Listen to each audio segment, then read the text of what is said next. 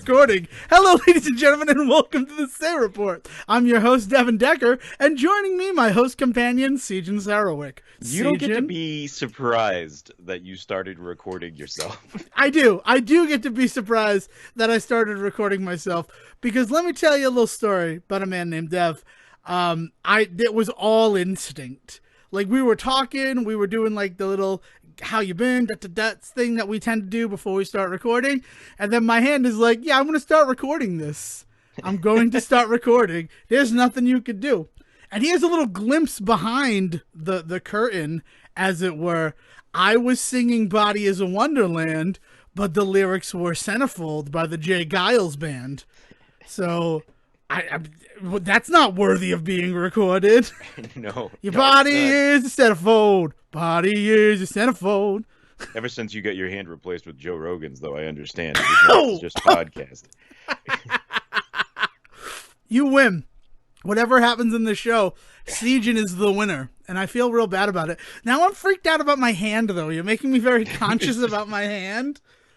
What a great two-word horror story. Not two-sentence horror story. Ever since he'd had his hand replaced with Joe Rogan's, he just couldn't stop himself from podcasting. No matter how stupid his opinions were. That felt like that was good. That was a little dig at the Dev Man, I guess. No, that was a dig at the Joe Rogo. Yeah, at the Joe Man. Yeah, as we call him when we have our meetings with him every week. Oh God, we do not meet with Joe Rogan. I don't meet with Joe Rogan. Are you meeting with Joe Rogan? How's that for a challenge on the reboot of Fear Factor? Musty. Have a meeting with Joe Rogan, and whoever lasts the longest wins the challenge. Oh no. I don't know what we're doing. Well, the problem is, Dev, is that there's not much to talk about this week because there's only really one thing to talk about this week. That's very true. And that is the fact that we are 4 days away from the release of The Batman. Yes, that's the thing. That is the thing for us to talk about. The movie that has not come out yet. I will say that I think I might be able to get out to a theater for this one. Things have really dropped. Like, we've dropped by like 46%, I think, at this point, the number of cases per day. They're premiering laser projection at the showcase in Warwick with this one, and so badly do I want to go. Though at the same time, I'm not real interested in a 3-hour Batman movie that doesn't feature Bane. I'm just covering my bases. I don't know how long The Dark Knight Rises is. Is that one thing that we could talk about, though, is the Ukraine, right? It's the Ukraine, or was it Elden Ring? Which are the two things? I meant Elden Ring, where I don't know if you or I are nearly qualified enough to talk about anything that's going on as far as Ukraine and Russia goes right now. But we should probably acknowledge that shit is going down. Yeah. But everybody, we hope that everyone in the Ukraine can get out safely. We hope that the Russian soldiers, there's been rumors of them kind of smartening up and realizing that they were maybe misfed some information about what they were doing when they entered, and hopefully they all kind of get on the same page and get the fuck out. But we thought we were going to buy eggs because everybody knows the Ukraine has the cheapest eggs. Yeah. It's a clusterfuck and real scary, and as I said, we two bozos probably don't have much more to say. No, we don't have much to say about it. But I just wanted to make sure when you lead off the podcast with there's not much to talk about except for that one thing. I mean, that one thing has been the Russian invasion of Ukraine that has dominated the news cycle the last 72 hours, and I wanted to make sure that it was going to be a fun episode of the Say Report talking about Elden Ring. But that's also not going to happen. Oh. I'm not digging Elden Ring the way that I had kind of hoped I would. Okay. And the reason why I feel that way, the reason why I think that that's what's going on in my mind, I blame Infernax. I blame Infernax so hard for me just like not jiving with Elden Ring. I blame some other issues that I have with what Elden Ring did to change the formula, as it were, from like a Dark Souls game. Okay. And I have no... Yeah. Well, so the little bit that I have seen of it, have not touched it myself. I think we talked about this last week. Is that like it's something I'm interested in, like in because everybody is. So like I'd be dumb to just like ignore it, right? And it's not that I think that those are bad games by any stretch. I don't play from software games, plain and simple, right? Like it's just not my thing. The closest I ever got was Bloodborne because Bloodborne has a vibe to it that I really dig. And also the health mechanic, the ability to recover health in Bloodborne gives you just I think a little bit of an edge over some of the formula. So from that, the little bit that I have seen, I actually have been under the impression that it is so much more of a From Software game than I was kind of expecting it to be. With all of the talk of bringing in somebody like George R.R. Martin and all of the idea of that this was going to be something outside of Dark Souls, outside of that world, like to then just watch a bunch of YouTubers spend an hour fighting a tree ant or whatever the hell it was that like and just die, get up again, die, get up again, die, get up again. It just felt like, oh no, this is exactly what From Software does, and I am doubly not interested. So I'm curious to hear how you feel they vary from the formula, because you've obviously taken a much deeper dive than I have. So I guess where it comes from for me is there's and okay, I don't like open world games. That's where we're gonna start this conversation. Not a new one, but definitely one worth noting. But I think it's definitely something that's worth noting with a game like Elden Ring, because I've played every Souls game from Demon Souls through to Dark Souls 3, including Bloodborne in between. And while exploration has always been a big part of it, they weirdly sort of segment off where you can explore. Now, by no means are you, like, is it linear? Like, the Dark Souls games have never been truly linear. However, you can go, like, in the first Dark Souls, when you get to the Undead Parish, you can go straight ahead and climb the parapets of the castle. You can go downward into a sunken city, or you can go to the left to the catacombs that are beneath a cemetery. You have 3 paths to go down. And part of the joy of those games, from somebody that's just an outside observer and somebody that's attempted a few of those games, part of the joy is discovering those pathways. Like, it feels like they're filtering you in one direction, but being able to break through something in one area, or maybe get through a fight that looks impossible at first, so you run the other way. But if you can get through that fight, you can actually go in a different direction. So there's choices, but I wouldn't call them open. Right. Is that fair? Well, it's especially when it comes down to the fact that eventually all of those various paths tend to meet up.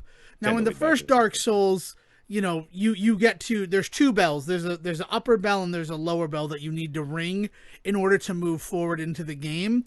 Okay. But once you go down those 2 paths and ring those 2 bells, it becomes a very linear experience as you make your way through Sen's fortress, which is like a booby trap filled fortress, and then through Anor Londo. And then once you get through Anor Londo, you get an item that then opens the world up again. But you get that, like, you're given, very honestly, your goal is to ring these 2 bells. And once you ring these 2 bells, then we'll let you know what else you need to do for us. Yeah. So in addition to, like, you have many different ways to get to those 2 bells, right? Kind of, sort of, not 100%. Like, it's more like a choose your own adventure novel, as opposed to here's a George R.R. Martin book, start from any page you want to and then go to any other page that you want to. Yeah. Which is more what Elden Ring is. Elden Ring is a big old open world. And the only thing that you're kind of told in the exploration of that world is there are 6 lords, of which you are one of those 6 lords, and you need to go get from the other 5 lords the parts of the Elden Ring to reassemble it. So, also sort of Lords of the Ringsy, for all the talk of George R.R. Martin wrote this story. I think you'll find that Tolkien originally wrote this story. I mean, it's all German folklore. Yeah. So I mean, if you really want to get into it, like Tolkien also does not lay claim to put the rings back together to save the, you know. Yeah. Wagner might have something to say to Tolkien. So like, but yeah, I get what you're saying. It's not exactly the most like new story from George R.R. Martin. I mean, that being said, it also doesn't sound like it's straight up Game of Thrones, which is nice. Right, which is very surprising. But I mean, the story that I've gotten so far has been very thin, which I'm kind of okay with. But in an open world, the other open world game that came out very recently is Horizon Forbidden West, which I have not played yet, even though we've had a copy in this house since release date. Dale wanted to play through the first game again to refamiliarize herself with it, and I want to actually play through the first game for the first time. And right now in Horizon, oh God, what's the first game? Dawn. Zero Dawn. Thank you. In Horizon Zero Dawn, I very clearly know where to go to continue the story. However, I have been exploring the world and enjoying my exploration of the world. But once that gets boring, I will go back to where the story is leading me to go. Right. And that's an important thing. Having a goal in an open world allows you to focus. And with Elden Ring, it's really walk around until you find a boss and then either defeat that boss or, well, now I know where this boss is. I'll put a little marker there and I'll keep exploring. And usually that boss, he's going to push your shit in. He's going to kick your ass. Yeah. Because you're not prepared for that fight. Like, you're just like walking around on the beach killing crabs and then suddenly, oh my God, it's a land octopus. Yeah.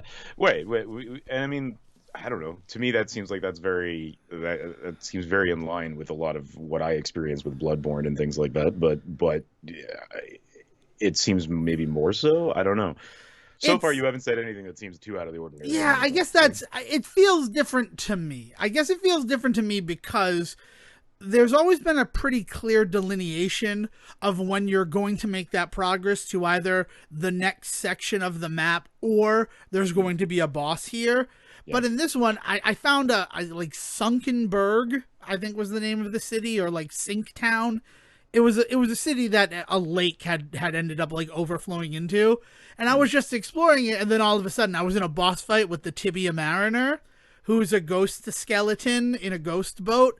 I don't know how that boat died. I'm really interested in that, and the lore out there on it is just non-existent. But so like, oh God, I'm in a boss fight.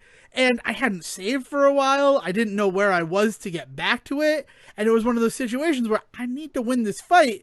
Otherwise, all the exploration that I've done will kind of be lost. But I wasn't prepared for a fight. And as weird as that is, like as weird as it's the get good mentality and like prepare to die are all these messages that FromSoftware has been sending with their games, it's strange they're like, you're not safe anywhere. But also, there's an encouragement to explore. I don't know. I mean, like I could definitely appreciate not enjoying that because as somebody that as previously mentioned, just really never found that pattern with these games. But like that does seem like that's the carrot and stick of FromSoftware games is like get out there and prepare to die, but like get out there is just, I don't know. I mean, you know, and then that's what leads to watching guys do these like phenomenal speed runs where they just like roll their way through the entirety of Dark Souls and like and they get to the end with nothing on but a fucking loincloth and a wooden stick in their hands. But like like there is some element of that's I think always been there, and maybe what it is that they're lending it seems like what they're doing is they're leaning more on the player to kind of bring that motivation this time as opposed to providing it themselves.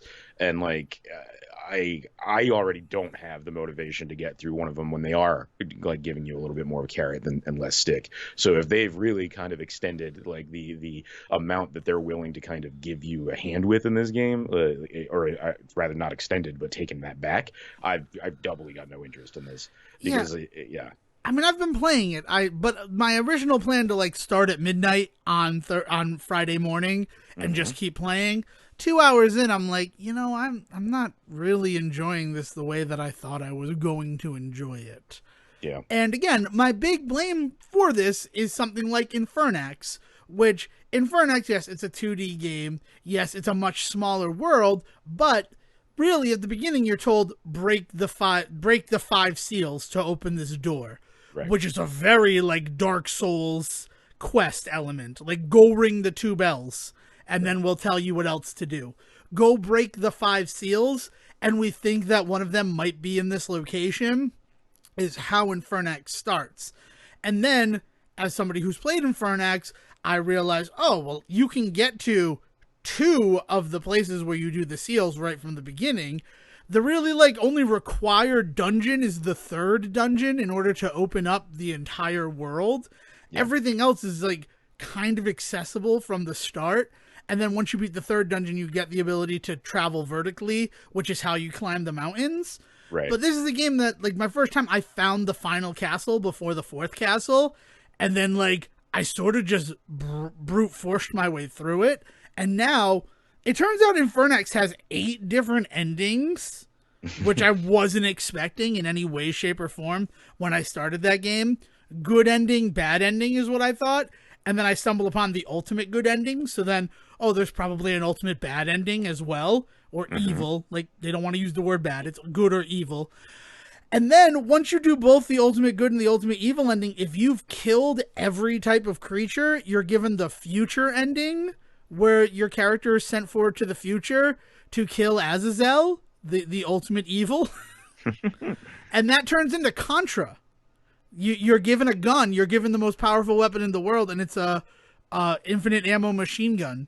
And so the final dungeon of the game becomes a run and gun stage until you get to the final boss, and it's more akin to a Contra game and less like a Castlevania game, which it has been up to that point.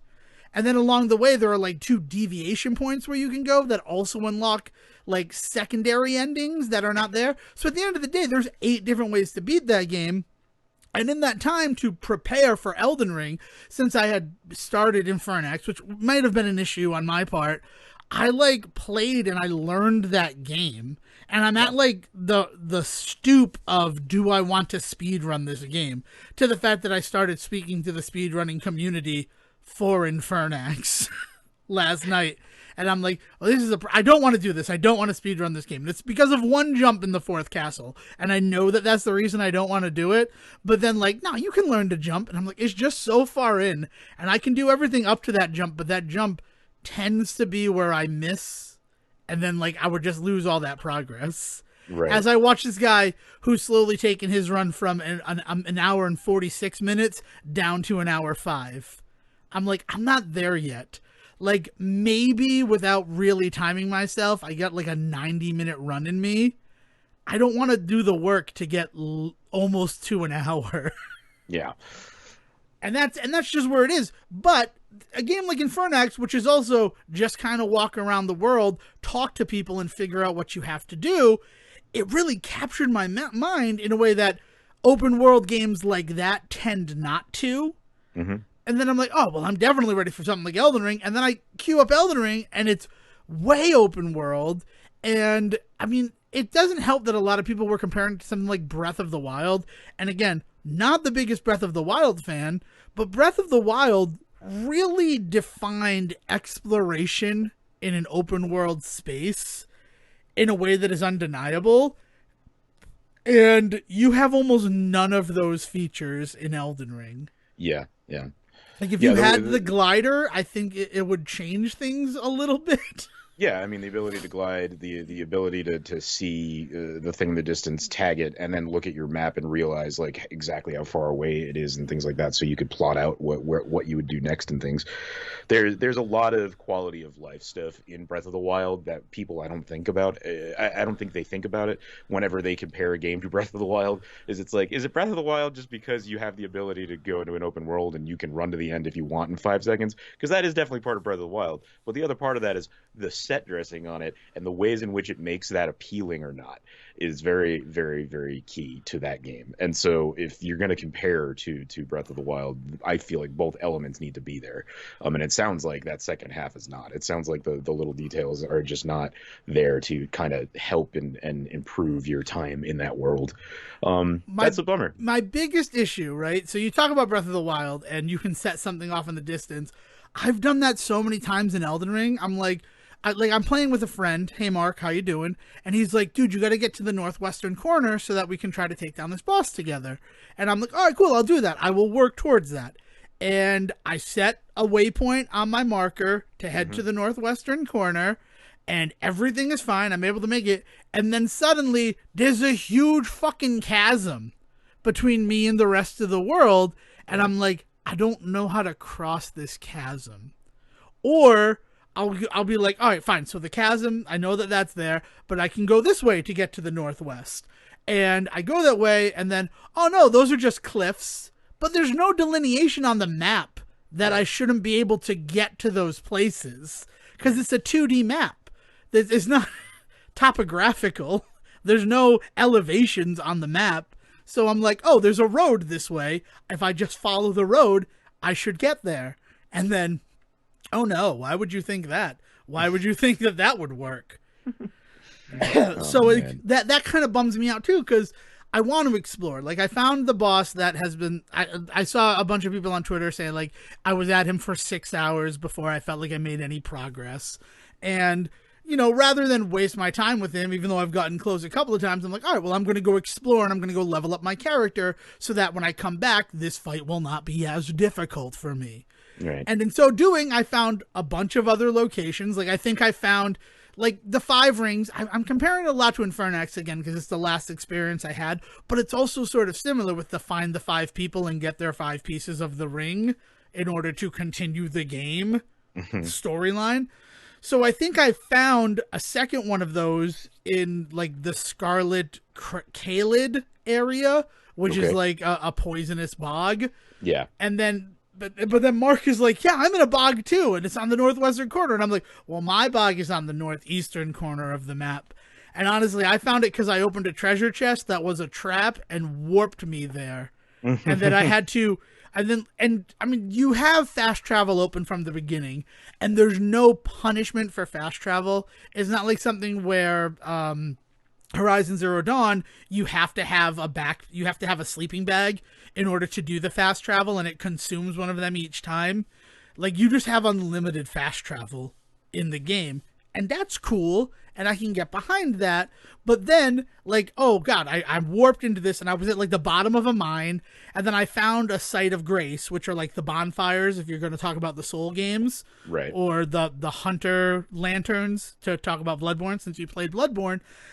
I find one, and I'm like, all right, cool. So I got to a site of grace. Now that I have a site of grace open, I should be able to warp out of this cave. And I bring up the warp thing, and they're like, oh, you cannot warp at this time from this location. So I'm like, just arbitrarily, so just why? Like, what changed in the game that I've been playing up to this point? And then eventually I got outside of the cave, like I fought my way through, and I'm on the shore and everything. And I'm like, okay, well, now that I can quote unquote see the sun, I should be able to fast travel again. And then, no, fast travel is not allowed at this time from this location. So then I had to explore and find my way out of this location. And, like, on some level, that was cool because I have learned some things about the map, such as the small little icon. Like, it's like a half rectangle. It's a rectangle without a bottom. It's not a half rectangle. I'm sorry. That shows up on the map to find the map locations, which would be akin to, like, a radio broadcast tower or a tall neck or one of the chic outposts in any of the other open world games that we can talk about. And you find it and you get a map, and then the whole section opens up for you. But it doesn't open up for you with, like, there are sites of grace or anything like that. It's just you can see a section of the map. And again, since there's no topography or anything, that doesn't necessarily mean you can get everywhere on the map. How helpful. Oh, man. Is that what you needed in order to fast travel, though, maybe? No. I had opened the ability to... I don't know, honestly. You don't need the map to fast travel, though. Because you can fast travel from the beginning before you've located any of these maps. So, I don't know. It's like... What it is it's encouraging the exploration thing, right? Yeah. Where... It's very Dark Souls 2. Dark Souls 2 being sort of the black sheep of the Dark Souls family. Because in Dark Souls 2, where in Dark Souls and Dark Souls 3, like, you travel and then eventually, oh my god, everything is interconnected because the world is a fucking circle, right? Our world is a circle. If you keep going east long enough, eventually you're going to come back to where you started. I mean, you need a boat and everything like that, but let's just pretend that you can walk on everything, right? You have Jesus walk power, and you can just walk forever, and you'll eventually come back to your start point. And that's sort of where, like, Dark Souls 1 and 3 feel like, where occasionally you'll get to a part where you'll keep walking down, but then you get to that last point and it's you fight a lord and then you are able to warp back to the undead parish because you went down that. But then other times you'll be walking and you'll think, oh my god, where is this going to lead? This isn't going to lead to anything. And then suddenly you come out in like the Valley of the Drakes and you're like, oh, I've been here before. I thought it was right under the undead parish, but look, it connected. And that interconnectivity is really cool. And it's a really fun part of the exploration in almost every other Souls game because you're sort of rewarded for your exploring. Yeah. It's one of those things where, oh, I found a little shortcut.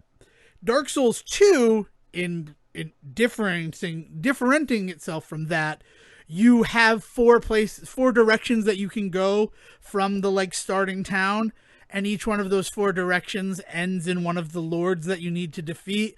And then once you defeat all the lords, you either have to walk back to the regular thing, or eventually you get the warping ability, and then everything after you've beaten those four people is just a linear straight line to the end of the game.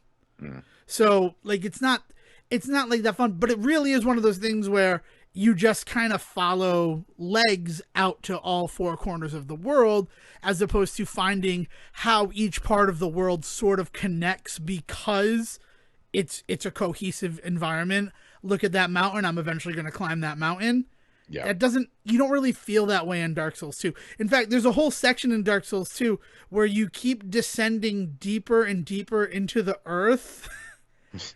But then eventually, like, you can see the sky, and I'm like, all I've done is go down elevators. How am I seeing the sky?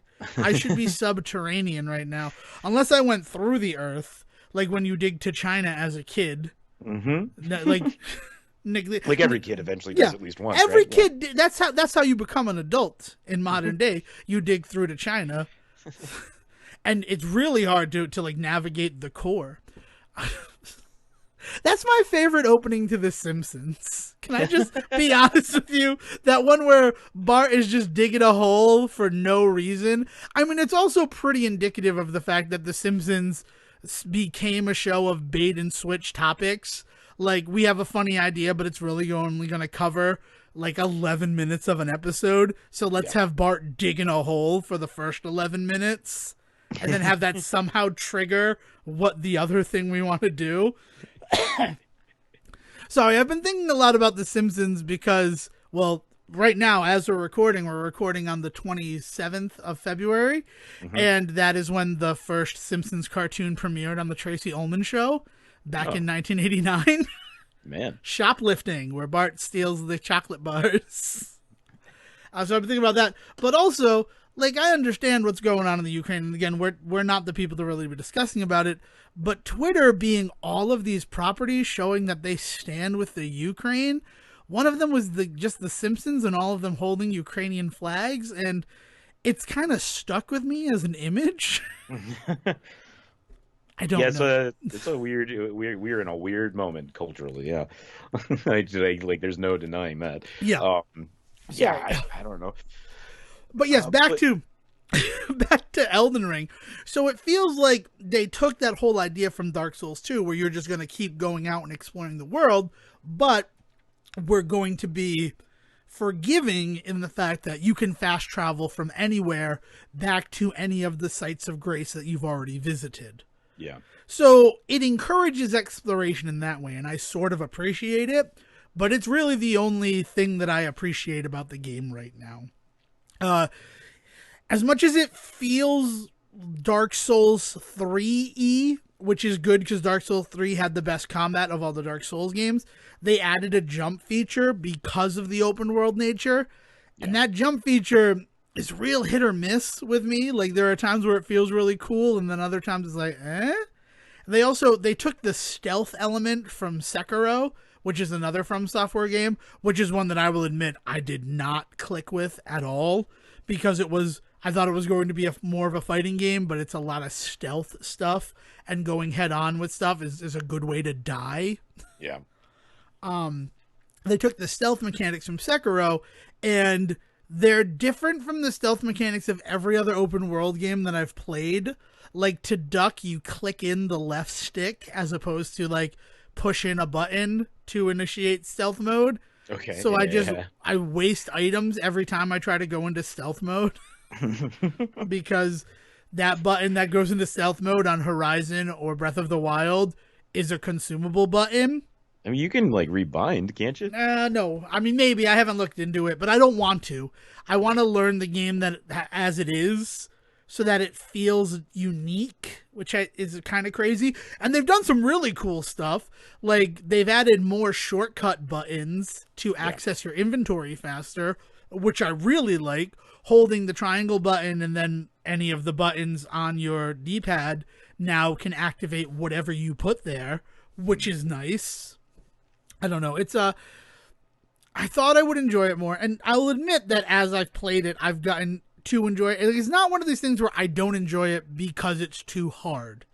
That whole argument, I will never really understand. Like, this game is too hard, so I don't like it. What I don't like about it is the open world exploration doesn't feel rewarding or engaging. Yeah, That's yeah. disappointing. But that's that's the same argument for this game is too hard. Is it's the reward is not worth the struggle. So like if the reward's not worth it because of the exploration, just apply that same thing to the reward is not worth it because the fight is taking me 6 hours and the thing at the end is useless to me. Yeah, it just there is a definitive part of this game that I think just really is just from software, and it is that whole like we are going to give you a carrot, but it is going to be at the end of a very long, very thick stick that we are going to just whack you with 1,000 times first, and it's just like. Are you okay with that? And it sounds like this time around you may not be, or maybe you will be. Maybe something will happen and it'll click. Because that's the other thing is it's also only been out for what 4 days now at this point. Yeah, it came out on Friday, so by the time this is released, it will be 4 days. And I'm still playing it. It's not like one of those ones. It's not Sekiro where I played it that first day and I'm like, this game is not for me. This is not for and me. I haven't played it since. And like I still keep telling myself I want to go back to it, but I haven't. Right? Like it's one of those situations. I believe I'm going to finish Elden Ring. It's not like Dark Souls 3. When I played Dark Souls 3, I was so in it. Like it's a game that I wanted to make sure that I finished. And I actually ended up I was going to PAX East the 2 weekends after it came out, and I'm like, I need to work to get the platinum because I don't want to go to a game convention and have some conversation that ruins something about this game for me. So like I was crazy playing that game till like 6 a.m. a bunch of times. Yeah, well, something like that though, like that should only come around once in a while. We shouldn't expect every game to just blow us away like that. And it's going to be different for different people. Right? Like Dark Souls 3, I know there's a lot of people that were very disappointed in Dark Souls 3 and not a huge amount because it is a very beloved game, but like it's not unheard of to hear somebody have some gripes with that in general. And like, it's this idea that these games have always really kind of fed a niche audience. It just so happens that they were able to capture just a large enough group of people that could be loud enough about these games that like other people definitely have dipped in and out, right? Like there are people out there that are just FromSoftware makes the only video games worth playing type people, and it is that get good crowd after a while. Like that's the dark side of it, is that you end up getting into some of those people. But even beyond that, like it's just that idea that like I don't, I only play Call of Duty games. I only play, Tony Hawk games. Like back in the day, it used to be a certain group. There is a certain element to that with FromSoftware people, right? I will only play the next Souls game, and this is as close as they're going to get for right now. So they're gonna do it, right? And I feel like that group is looking for variation, but not too much variation. And from what I understand about what I've seen from Elden Ring is it is that like the world is a little bit brighter. The exploration is something a little bit newer than what people are used to. I mean, the fact that you can jump is like apparently it's huge. It's a huge deal. Yeah. So there's going to be people that this doesn't work for because of those changes, and there's going to be people out there that they're gonna love it no matter what, just because again these are the only games that they play. I don't think Dark Souls, or I don't think From Software has ever truly broken into as much of the big leagues as like Halo, you know? Like they're not going to be the guys that define video games going forward. They'll define these types of games, and there will definitely be people that will try and make games like this, but they're only going to be feeding the same audience. These games are not really built to bring in new people. Yeah, and I guess that's the weird thing about it, because Demon Souls, when I played the original Demon's Souls that Jeez, first yeah, yeah. time, like it was a game that it was not big at all. A friend recommended to me, that same friend Mark, who's like, you should check this game out. And I got it, and I'm like, I really enjoy it. This is a different type of game. But I was working on the cruise at the time, so I didn't have the luxury of sitting down and playing this game for like 4 hours, which is really what you need to be willing to do in a game like that. Like it's sort of a time sink. I needed the short, quick fun of something like Dead Rising, Yeah. where I can go fight for half an hour and it will still feel like I made some sort of progress. Where that half hour in Demon Souls, it could be fighting a boss like 4 times and be like, I'm not getting anywhere. And I Yeah, I mean don't have, yeah, for me, like I need that time just for like muscle memory, right? Like right. I need warm up time when if I'm playing a game like that. You know, like funny enough, like we talked a little bit about this with like Wario's Woods, is like I don't just jump into the later levels just because I've unlocked the later levels. I will always kind of start closer to the beginning in a game like that, or even to that point something like Tetris or something, right? I'll always start in earlier levels just to kind of get into the groove and like give myself that space to kind of remember exactly and get my fingers warmed up and all that. And it's exactly what you're saying, is that these kinds of games kind of dictate that necessity every time you sit down. And if you don't have the hour to warm up before you get back into what you really want to do in those games, then you might as well not play this game right now. And I think that's part of the whole get good mentality that the people that spout that kind of stuff don't ever really think about, is like not everybody has the ability or desire to sit down and be bad at a game for an hour first before they can start getting kind of any progress in it. And that's on the short end, right? And some people just don't want to do that. Yeah, and that's definitely true. But yeah, but then Demon Souls, once I get through it, once I sat down on Memorial Day and played for 9 hours straight back in 2011, like I was hooked on the game. And 104 days later, I had completed it. Like I had destroyed it. The game was mine to do with what I wanted, and that felt really cool. And then Dark Souls comes out, and that one was a little bit more mainstream. And it was one of those ones where it was trying to invite those people in, trying to cultivate an audience. Yeah. Like, there are a lot of people. The reason why Demon's Souls was re-released on the PlayStation 5 is there was a whole group of people who considered themselves fans of those games who had never played that game. Right. But, like, I want to, but it's so hard to get it now because PS3, it doesn't run great. So that's one of the reasons why they did that, because there was a market that wanted to be satisfied. Yeah.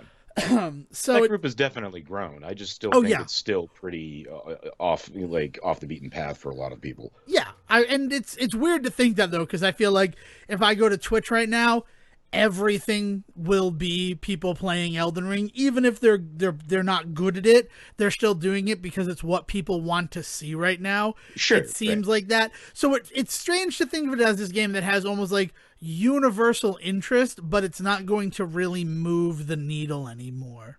Yeah, I mean, I will be very surprised to find if there's a good number of people playing the game. I know there's plenty of people watching others play the game right now. Like I even said myself at the beginning of this that like it's kind of been my only real engagement with it is just checking out a couple of streamers. Like a guy that I like on YouTube happens to have a clothing brand that Elden Ring teamed up with, and so they asked him to play for an hour as like, you know, #ad. And so it's just an hour of him just in one boss fight, just getting his ass whooped, and he, you know, makes no real attempt to really improve, because it's definitely the kind of game that if this person were to play it, he probably doesn't want to play it in front of people because it does become a 9-hour-a-day commitment to play this game, right? And you know, a lot of streamers have a lot better shit to be doing with their time that will make them a lot more money than getting their ass whooped in this game. So there's going to be definitely a group of streamers that are playing it now. That number is going to fall off a little bit. But then the other thing to think about is that for every 100 streamers that are playing it, there's maybe 10,000 people watching them that are probably not. This is their engagement with the game, is the watching somebody else play it. You know, if those numbers are flipped it somehow and it's revealed that this is like game of the year and everybody in the world is playing this, then maybe I'll be wrong. But I don't think this is going to be the next Wii Sports, you know? Yeah, I think that it is really just echo chamber and just seeing those people who are playing it. I mean, the game Twitter that I am engaged in, a lot of the discussion has been about Elden Ring, and a lot of the discussion has been about you can like both Forbidden West and Elden Ring, though, Yeah. like visually, Forbidden West is a completely different animal.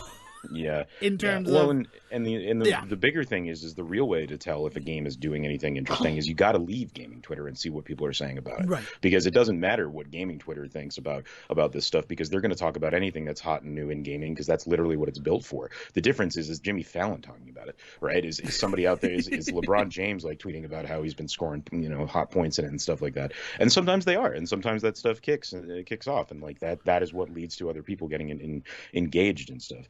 But like getting a bunch of gamers to play Elden Ring doesn't seem hard to me. The problem is that if FromSoftware ever wants to really kind of get like a larger audience, I don't know if they can, because the formula for their games are so geared towards like you need to be invested. And it's hard to get a group of people that aren't even invested in video games invested in this particular type of game, you know? Yeah, it's a game for gamers. It's at the end of the day. And that also, I never really think about the echo chamber that we talk about, where the internet becomes this echo chamber that just reflects the opinions that you want to see.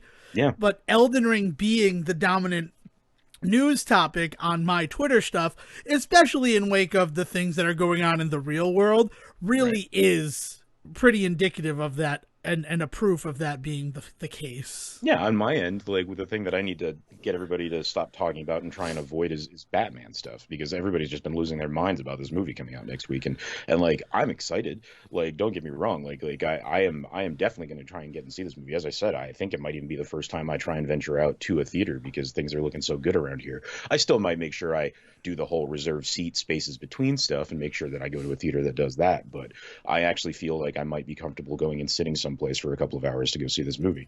And that's like huge for me, right? And like I'm excited about that. But it doesn't mean that I need to hear every single person and have every single targeted ad on Twitch and YouTube be that movie. Like it's just, there is an element in which that starts to get so grindy that like it can turn you off, right? And so you got to be really careful with that stuff. Yes, you do. All right, so to wrap up the Elden Ring thing, you said something that I really do want to touch on, and that is that every game can't be that big, engaging experience. Yeah. And I think, that's why I've been shifting and throwing a lot of blame to Elden Ring, because I had those up till 6 a.m, because there's just one more ending that I need to earn moments with that game. Like, it was a game that invaded my dreams. With Infernax? Yeah. Yeah, sorry, you didn't. Oh, I'm sorry. I'm sorry. No. But Infernax comes around, and that's the engagement that I have with it. It is a game that so completely captures my imagination, and like by playing it, I find all of these new little things, and then like you go to any of the cheat code lists out there right now, because there's like a Game Genie sort of cheat engine thing in it, and everybody's like, "This is the complete list." And like, no, it's not the complete list, because there's one that you unlock if you get all 8 endings, and then there's a hidden letter in each of the books that unlocks a secondary code. Yeah. And like, I just took it to this level where like I was eating, sleeping, breathing it, testing out strategies and all of that. And I feel like if that's only going to come around every so often, first of all, you can't really be looking for it, right? Infernax is a game that I just sort of stumbled upon because, it looks like Castlevania and I want to give it a try. And then, oh my God, it just ignited me, and I was so in love and enamored by what was happening there. Where like Elden Ring, I was hoping that would be the case, and it hasn't. And is it only the case because I was looking for it, or is it the case that it didn't connect for me because that like cup of faith and engagement had already run dry because I had invested it all in something like Infernax, and mentally I'm just not prepared for another experience like that, for that level of commitment. I mean, writ large, I have this problem with all forms of entertainment. Is I fall in and out of love with video games, TV, film, reading, like all the time. Like there's moments of the year where I'm just like I'm not really watching much TV right now because I'm just not into anything, or I was into something and it burned me, or I'm excited because something's coming along but it's not for a couple of months, so I'm just gonna save my energy for that. like I go through those phases just writ large with just entertainment like styles. I do too, and I'm really happy to hear you talk about it. It's not something I like to explore that often because on some level I feel like I might be different or strange for being this person who can't just be in love with something all of the time. Hmm. And again, it stems from that fact that a lot of our pop culture and a lot of the way that we're told is you are what you like. Yeah, you were defined, right? Yeah. You were defined by that thing that like you liked that movie when you were 14, and now that movie's your whole identity. Kid is like a huge problem in our and you know it stems from marketing, right? Like they want you to get so invested in a thing that you do nothing but spend all of your time and money on that thing for the next so long, right? As long as they can pump out a product, they want you to buy it, and so they do that, right? Like companies have really manipulated the ways in which we feel about like our identity and ourselves as defined by the products they sell. I mean, watch any commercial, like you know, like it's always going to be about like this isn't going to just make you have a better shave, it's also going to make you a better person. And it's like, thanks, Gillette, that's not really what I need from my shave gel, but thanks. Wait, is that really not going to happen? Because I bought a Gillette beard shaper today, specifically because the marketing said it's going to make me a better person. Yeah, sorry, Dev. No, I'm still going to be a piece of shit, huh? Yeah. Yeah, no, man. I mean, like it's I think a very normal thing, and it is unhealthy the way in which our society kind of doesn't let people kind of be okay with that. But you know, like I love certain movies, I love certain shows, I love certain books, and I don't just read them. I come back to them every now and then because I love them and I love my time with them. When as you said before, when I find them again, you know, and I think that that's also the real problem with a lot of the like fanboy stuff, where you say like, oh, I love Star Trek, and then somebody's just like, oh yeah, well, what about episode 174? Like, what are your feelings on that? And you're like, what is that one again? And then they're like, oh, never mind, not a real fan. You don't remember the episode number, like that kind of stuff. And to go back to a conversation we had last week about Warped, it's my biggest issue with the little bit that I've seen from the pilot is that is the kind of attitude that is kind of presented by the main character there, Doogie or whatever the fuck his name is. Milo, yeah, like the instant that a person comes into the store that is just like, oh well, I like this stuff too, and he's like, yeah, do you really? And he starts like drilling her with like specific detail questions, and I mean, in the show, that is not answered by this stuff doesn't matter. Instead, it's answered by she can answer the questions, and it blows him away. And that sucks because all that does is reinforce the idea that like that you need to be that way in order to claim fandom, right? Yeah. And like screw that, no. Which I do now that I've watched the 7th episode of it, which was very good. But it's the other episode that a lot of the marketing had been cribbed from. Like the marketing is basically cribbed from the pilot, the 2nd episode, and the 7th episode. And I haven't done the work to see like production numbers or anything like that, but I wouldn't be surprised if that 7th episode was an early produced episode. That they just like shelved for a little bit. That they shelved for a bit because the new owner isn't there, and this other character who's kind of just disappeared from the show to be replaced by the new owner. Yeah. Was there. Which it's interesting. I mean, that's a really interesting thing about creating content in COVID times is the fact that I've noticed a lot more shows have not a distinct cast of characters, but kind of a rotating cast of characters. Like you have your mains who are there all the time, but then the supporting characters kind of change. Like Ghosts. Have you watched any of Ghosts on CBS? That's the one that's like a remake of like a BBC It's show, a BBC right? show that has been remade for the American audiences. I have not watched it, to answer your question, but I'm aware of it. Yeah. What's going on with Ghosts? So the weird thing about that show is like the ghosts are stuck in the house, right? Like they've done so much world building, and I have to imagine that a lot of it's influenced by the BBC show.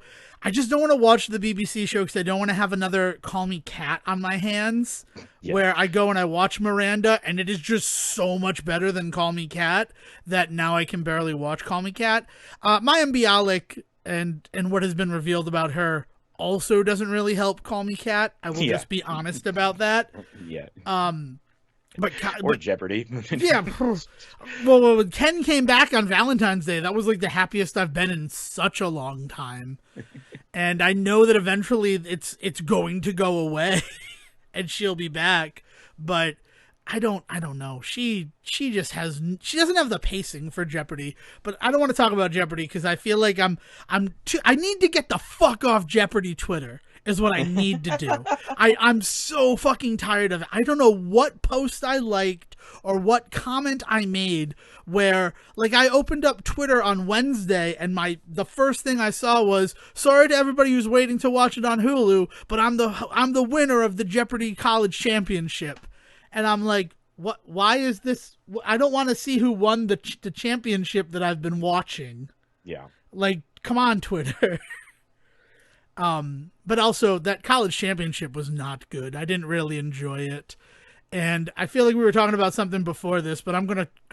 Ghosts. Okay, yeah. So, I'm going to finish up on the college championship. Remember that we were talking about Ghosts, though. It's this weird thing where a lot of Twitter that I saw, and again, it's because that's what it's focused for me, is don't be mean to these kids. But these kids, I think the youngest one was a sophomore in college. All of them are adults. And so it's like, don't be mean to these young people. Yeah, but I mean, it's not like it's the high school version. Yeah, it's not the Teen Jeopardy tournament. Right. It is the college tournament. And all of them, like, it'd be like the same thing if you were like making fun of or making comments about somebody who was playing in the March Madness NCAA tournament that's coming up for basketball, right? Like, it's not great to do it, right? It's still a human being that you're talking about negatively, but it's not like making fun of a freshman in high school. Yeah. Where that kid is a legitimate child still. Right. No one in this Jeopardy college championship tournament was not a legal adult. So it was real weird that it's like, you need to stop making fun of these kids. And it's like, first of all, they're not kids.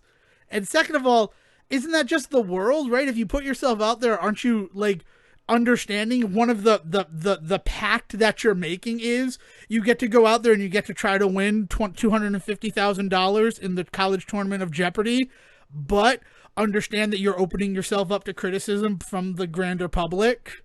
Like, are you prepared for that? Like, I mean, at the end of the day, it shouldn't be, but sure, no, it shouldn't be, but it's not like that's a new thing. It's not like in the year 2022, we introduced that if you're out there in the public, you open yourself up to scrutiny from the public. Well, I think the bigger issue that I have with that comment of like, don't make fun of these kids, is that person is just revealing themselves as someone that's basically saying it's fine to make fun of them once they're an adult, though. And it's right. Like, no, buddy. What you meant to say was, how about we don't make fun of people on Jeopardy? Is really what you really meant to say, right? Yeah. I'd like to see you on Jeopardy. Yeah. Yeah, it's just one of those situations. And, it's been really strange to see this jumping to the defense of these kids. Yeah. And it's like, well, people were just as mean to Amy while she was going on her big championship run. And it's like, yeah, they shouldn't have been. People should not be shits to people and the choices that they make in their life. But, like, it's going to happen. And the fact that they're younger doesn't mean that they should have some extra shielding from the world, right? Yeah. But then again, like, if it were Teen Jeopardy, then I'd feel for something, right? Because they're a kid in high school. They don't know how the world works yet. But if you are... And this college tournament, like, it was for real. We're putting colleges against each other. Like, they kind of wanted it to feel like an NCAA sanctioned event. Right, the way that they were treating it. So it's like just doubly strange, the whole... Don't be mean to these kids. Yeah, it's a hypocritical period and attitude that people have always had on when it comes to like the internet and stuff, and I'm sure other mediums besides the internet. But that idea that we need to protect the children, and anybody that ever espouses that, that if you look through their stuff, they're just crappy to other people. Maybe not to kids, to their own credit, I guess, but like it doesn't seem to stop them from mistreating everyone else. It's a weird line to draw for sure. It's been something that has just been front and center from the Jeopardy Twitter sphere that I find myself in. Yeah. That I just do it. So back to Ghosts on CBS. So part of the lore of the series is that where you die is where you're stuck, right? Right. It seems to be based on property lines. Like which is I guess nice, right? Yeah. Like the ghosts, they can walk outside, they're not just stuck inside of the house. No. So that's a situation. And even though there's like the cholera pit ghosts in the basement of the house in Ghosts, they can leave the basement. They just kind of choose not to. Yeah, well, it's a weird ghost story thing that's always existed, right? Like the Headless Horseman has the same thing, where like he can't cross the bridge because it's beyond his line of power or something. And I actually think that has to do with running water, because there's a lot of superstition about spirits not being able to cross running water. And that's all well and good, but it's still a nonsense rule. Yeah, exactly. Like the reason maybe the reason they can't cross the property line is because that's where the water lines are. That'd be something. It just seems like the property lines, because there's an episode where one of the ghosts ends up possessing one of the humans, and they're like, "I'm getting out of here," and then when they go to leave the property line, that expels them from the body. So it's interesting stuff. But all of these ghosts, and there's like 10 ghosts in the show. Right. So they should be around all the time. But then there are episodes where like some of them are just not there. And it's not like, oh, they were in Reno. They just don't show up. Yeah, it's weirder on a show like that, right? Like big ensemble shows have always had to kind of deal with that just for like money issues. Right. Like that's always just been part of it. Like Modern Family is the best example of this. Yes. This week's episode, we're not going to see much of Haley, and they'll give a reason. Like she's at Coachella or she's off at college. Like there's a reason that she's not there this week. But really, the reason is we didn't have the money to pay 9 people for this episode, so we saved a little bit of cash by writing one of them off on vacation for a bit, or 2 or 3 of them, right? But I don't think you're wrong that I think COVID has also changed a lot of stuff in terms of like the number of people that can be on set. Like it's put some other limitations in place for sure. Yeah, and I think that's specifically where it is. So like seeing that, but Ghost is the one that really jumps to mind about it, because like, well, this is something that affects the house. The ghosts are technically part of the house. All of them would want to weigh in probably. Yeah. Like, why are we not hearing from this person or this person, like other than like they just aren't in this episode? Yeah. So that's really the one that's called it to my attention. But I had also noticed it was something like Republic of Sarah, where the father of one of the kids who like owned the shop that they were at all the time, like he was just absent for 5 episodes. And that was when like this other character was there, and then once he left, he came back in, and it's probably either like for budgetary reasons, but also we're only allowed to have 6 people on set this week for COVID safety protocols. So it's just something weird. So then when you look at something like Warped, it could very easily be that the younger character who's there and sort of the main driving force behind some of the plot stuff is there for these episodes because of the COVID stuff, and then other things. I have to go back and check if there are any episodes where both her and the new boss are there, but from like my mind, no, that there aren't any real crossovers like that. Yeah. I mean, it's one of the big things that I noted at Sundance. I think I even pointed it out when I kind of gave my rehash on my time with it. But there was a couple of movies this year, honestly, 2 of my favorite ones that I saw that were so clearly influenced by COVID, in that it was just 2 people in a room, or like they'd be in these weird like wide shots of like this huge church. So like the one I'm referring to here is Honk for Jesus, Save Your Soul, and it's this awesome like faux documentary movie, and it's all about a mega church that has kind of gone under because of a scandal, but they're going to come back, right? And one of the bits in the movie is that there are a handful of people that still follow this mega pastor even after the scandal, because they either think like God is going to help him and cure this issue, or they don't believe what the media is saying, a whole bunch of that like good like commentary stuff about exactly what would happen in that case, right? But it is noticeably only like 3 or 4 people in an entire church of what we're to believe was thousands of people. And we know it would be more than that. We've seen it literally happen in real life. It would be more than just 3 or 4 people, but you can definitely tell that for the sake of filming during COVID, they just limited the number of people that were just going to be on screen and on set. So rather than having like extras in the background, it was just so weird to just see these moments where they would be out at like a mall, or they'd be at the church, and there'd just be nobody. There's a moment where they're at a gym, and like it is supposed to be a bit of a quiet moment for this pastor, but it is a huge gym with like 10 dozen like basketball courts just all over the place, and it's just him alone in the middle of it all. And it's just really weird because, you know, outside of COVID, they probably would have put 1 or 2 people here or there just to kind of show like that there was still something going on in this world. It makes the world feel almost kind of empty in some of those cases, and it can be kind of detrimental if you're not careful. And it's what made these kinds of movies really impressive to me, is the fact that they clearly were doing it for that reason, but the ways in which they just rather than ignore it and hope for the best, they work it in. Like they mention it in moments, they talk about it, they point it out about how there's like about how people are avoiding them and things like that.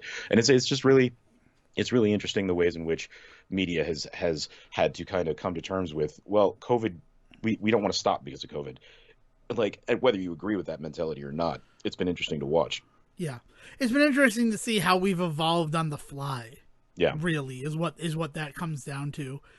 And I don't know. I mean, I think the things that will be just forgotten are those shows that were like Zoom shows. We're a group of friends, but we're in COVID isolation. Well, the big one for that, right, is like you've got 1 or 2 that I think are going to be kind of important going forward, because the David Tennant, oh Michael my God, Sheen that one is fantastic. Right, it's really well done, and like winning awards, and it's going to be a really great like relic of this time to like watch and say like, oh yeah, well they did this because of A, B, and C. But that has also the benefit of just being just quality entertainment, right? You're not going to look back on some of these like sitcoms that attempted to do COVID seasons and remember them fondly, if you remember them at all. Yeah, like Distancing is the one that I think that was what it was called. Yeah. And I think 4 of the episodes aired on that one, and just were like, no, this is terrible. Yeah. I think about Love in the Time of COVID. Yeah. Which was like just a weird thing on Hulu that I don't think got wings at all. Yeah. I mean, maybe I'm wrong. Maybe these are all things. But then it's also strange when I've been watching The Cleaning Lady, and I'm 7 episodes into The Cleaning Lady, and that's an American adaptation of an Argentinian series that I'm kind of interested in seeking out, because I have to imagine it's more telenovela-esque. Like, it's very obvious in the American thing that she is very interested in the mobster character, like the bad guy, but the cop seems to be interested in her, and I almost wonder if Argentinian series she would have an interest in both of them. But in America, and how we feel about law enforcement, and specifically the fact that he is just the worst type of character, like he got one of her friends deported because he did an ice raid specifically to like force her hand to help him spy on the criminal organization that literally she just cleans up for. And occasionally it's like, there's blood here because we shot somebody, but sometimes it's just, we need somebody at the club and you're really good at your job. Yeah. You're a cleaning lady. You're a cleaning lady, and you're really good at it. And the really crazy thing is, she's been working with these guys for like a couple of months. That's what she said. She's only made $20,000. Like, I mean, that's really good money for an off the books cleaning lady who's an illegal immigrant in the country. She's not rolling in it. Yeah, right? but like, she's not like Weeds, where we're to believe that like she's like this queen of the crime empire. Right? Yeah. Well, it's not like it's 20,000 every time she does one of these cleanings, and they're intense cleanings. Like, you have to clean this whole warehouse because we had a shootout in here, and it's like, oh, okay. Like, it's just nice that she's making normal money. I don't know. It's really weird that it's on Fox, that this show about undocumented people in America is a show that's on the Fox network. Is really strange like to me. You got to be really careful about who has the reins in a situation like that. Yeah. Now, to be clear, Fox Entertainment and Fox News have always been kind of separate entities, but it doesn't mean that they don't bleed into each other a lot. Yeah, I have to imagine that the people who are watching Fox News are not watching The Cleaning Lady, And it's just very strange that you like have to think about that while you're watching the No, but show. what you probably will never hear is if the cleaning lady does anything moderately progressive, you probably won't hear Fox News take aim at it because they'd be biting the hand that feeds, essentially. Exactly. But it's really good. Highly recommend The Cleaning Lady. There's a reason why I brought it up. I don't remember what we were talking about. Oh, COVID and all of that. Like, they reference that, like, COVID really created a supply shortage for guns because primarily the crime family is running guns. Right. Because he's like, it's going to be $6.5 million for all of these guns. And all of those guns include, like, 4 RPGs. Like, you're like, I hear 6.5, and I'm like, that feels like a deal for what this guy is getting. Yeah. Like, I thought that he was like, because the whole thing is he's like, we're gonna make $6 million on this, and our boss is not gonna even know about it. And I'm like, so make it like 12 million. Like, what are you talking about? This guy's willing to pay. He does not care. I don't know. It's been strange, but like they mentioned the pandemic and it's like, oh wow, I had never considered the pandemic in this world before you mentioned it because nobody's wearing masks or anything like that. Her son has an immune disease.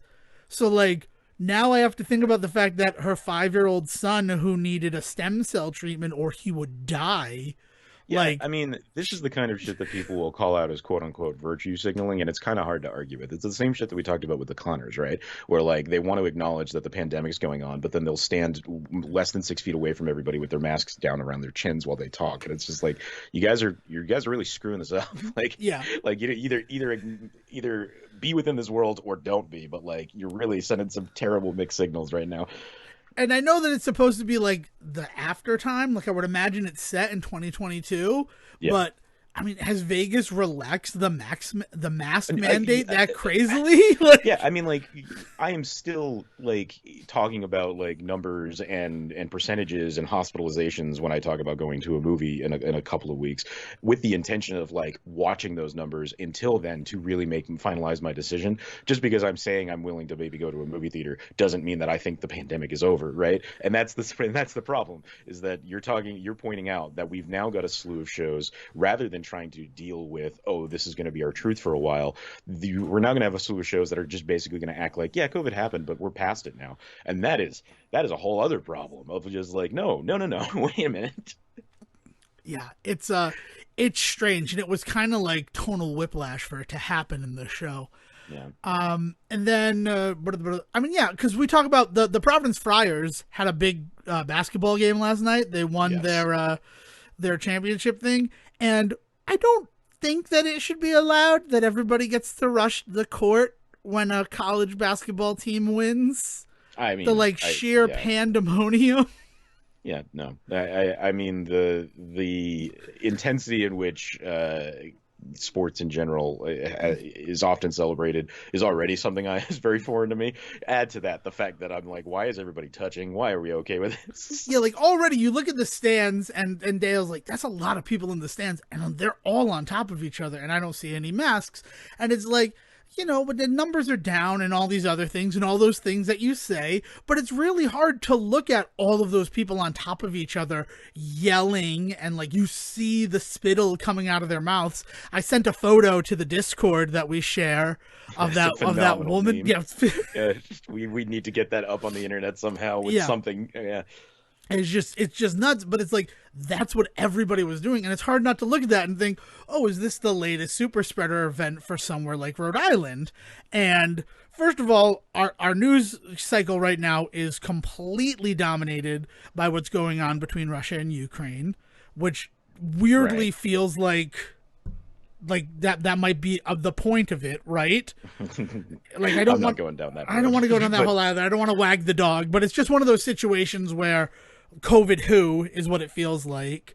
And even though like the numbers are getting better, and even if that were a super spreader event, like the people who get it, like they're double or triple vaccinated, so it probably won't have the same type of consequences as it did in the early days of the pandemic. But like we're also staring on the fact that Rhode Island is about to lift its mask mandate on the 1st of March.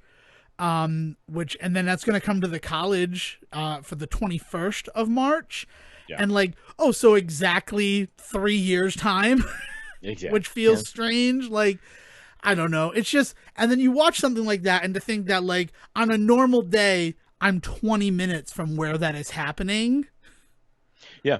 Like, yeah, I don't. It's wild, man. I mean, the thing for me is seeing stuff pre-COVID and getting like the heebie-jeebies watching just large groups together, and then remembering like, oh no, this is a movie from 1998. Like this is just not something to worry about.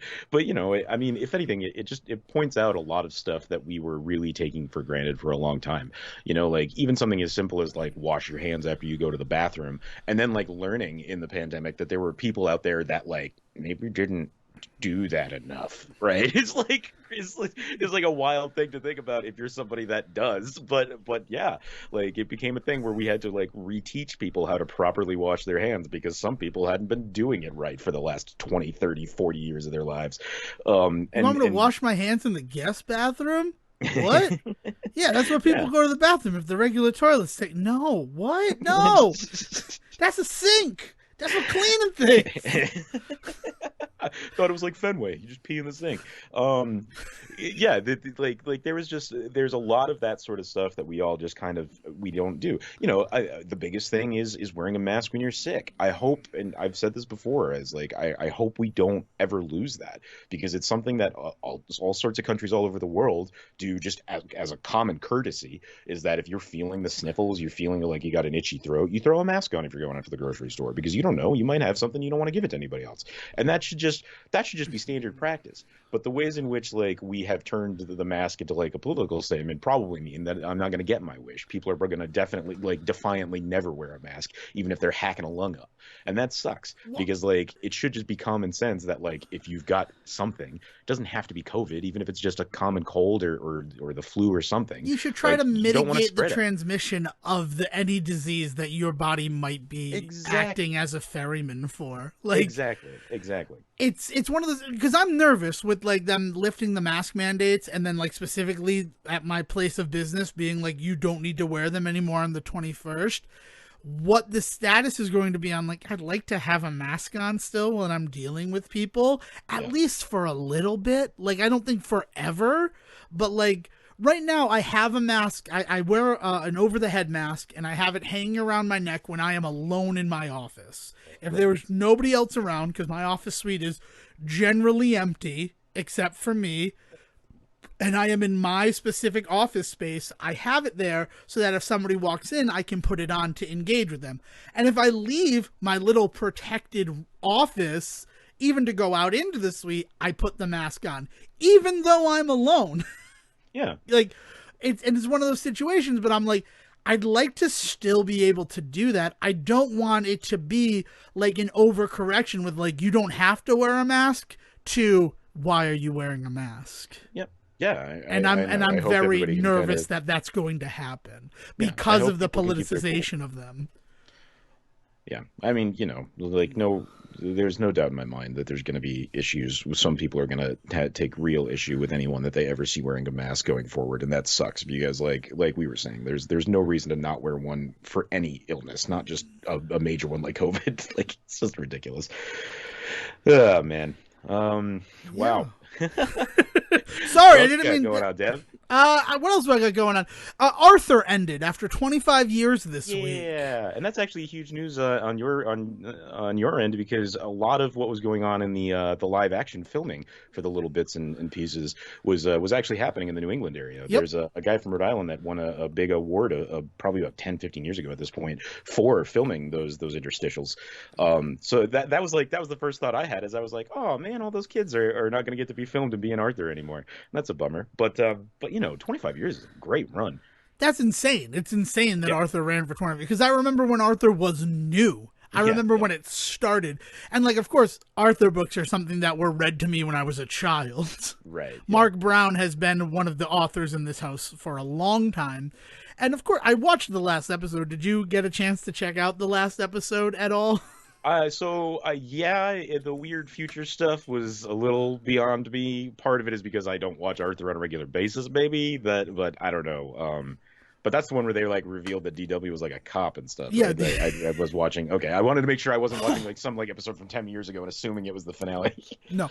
So the finale episode, Arthur's one of those shows that's 2 11-minute sections jammed together to create a program. And section 1 was a blabbermouth episode about Buster learning a lesson about keeping secrets. Yep. Which was like weird. Like, this is the finale episode and this is going to be like your first part of it. And then the second one was called All Grown Up, which is kind of a new thing. It's not a new thing, but it's a trend that like TV has decided this is what we're going to do when it's time to end a series, is age up these kids who have been whatever age forever, what they would be if time moved normally for them. And it really starts with Rugrats. Rugrats was the first one that I can think of that did that. I mean, The Simpsons would play with the idea from time to time in terms of like 4 episodes, right. Like the future episodes of this, and seeing where the kids would be is something that I remember from that first. Yeah, and beginning then with Lisa's wedding, series, which is fantastic. I mean, it's a great episode. But also, it was one of those things where like entertainment was kind of doing that stuff too, with the like, let's see what the future holds type movie. I mean, we're sitting in the time of iCarly 2.0, right? Like, which is exactly that. Right, but iCarly 2.0, they aged in real life. Well, yes, right. Like, but I think it might be the first time that we're kind of seeing that in that regard because of the whole revisiting thing. Yeah. I mean, like, I guess that's not true though, because you always did have like the college years, right? For Saved by the Bell, right? Or like Growing Pains, or not Growing Pains. What am I thinking of? Where they would go to like Hawaii for the wedding and stuff like that. That's also Saved by the Bell. I'm thinking of like the Brady Bunch. Yeah, the Hawaiian Brady Bunch one with the tiki statue.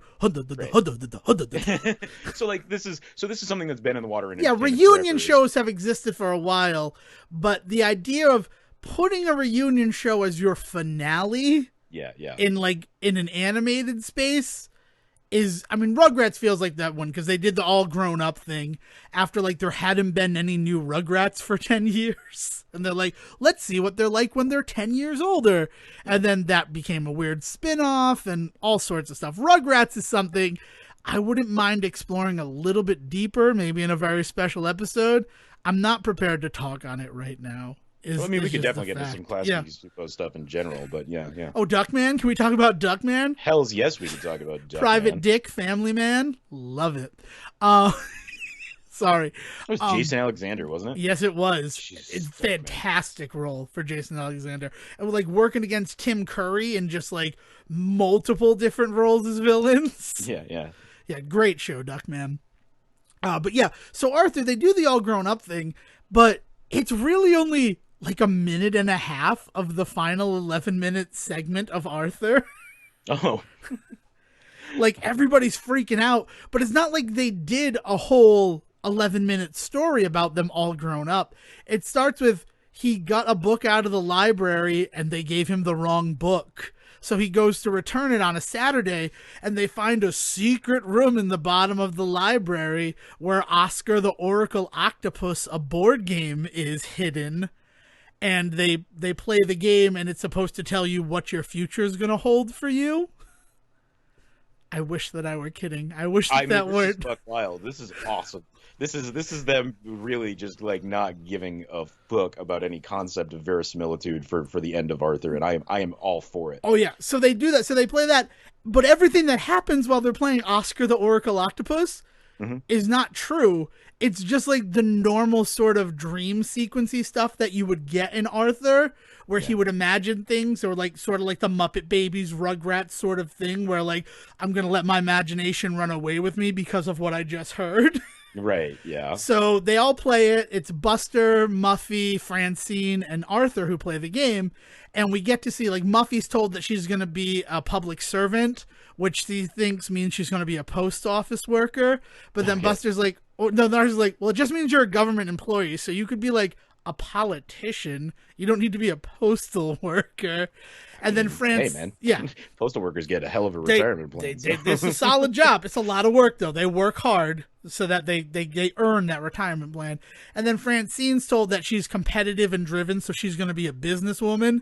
Yeah. So she basically has that thought from that episode of Rugrats where they're paper pushers, and she's just overwhelmed by the cubicle lifestyle.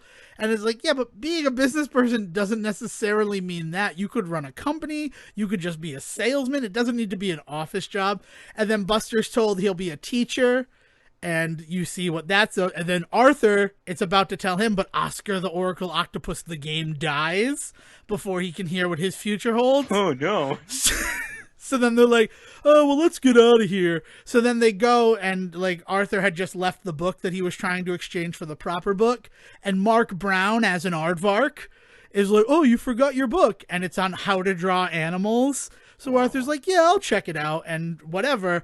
And then they go to the Sugar Bowl, which is their like Pop's chocolate shop or the Max or the Peach Pit for the Arthur series.